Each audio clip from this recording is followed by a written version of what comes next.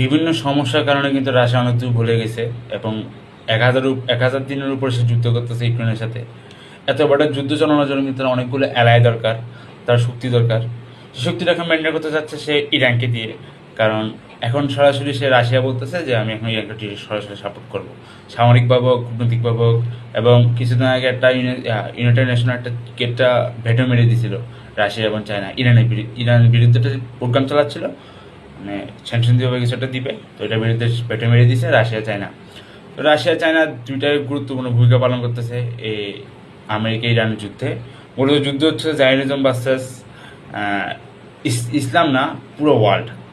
Iran কিন্তু একলা লড়তেছে, Iran কিন্তু পৃথিবীর জন্য লড়তেছে দেখতে গেলে। যারা পারতেছেন তাদের তাদের শক্তি নিয়ে লড়তেছে, যারা সাপোর্ট করতেছে তাদের তাদের শক্তি নিয়ে লড়তেছে। তো এটা খুব গুরুত্বপূর্ণ।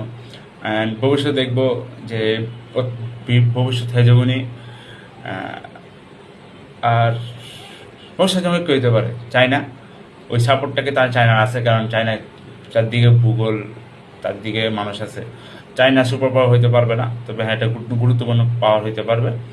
কারণ আমাকে যে সুবিধাটা ছিল যে তার দুই পাশে সমুদ্র, মাঝখানে সে আশেপাশে কোনো থ্রেট নেই কিউবা ছাড়া।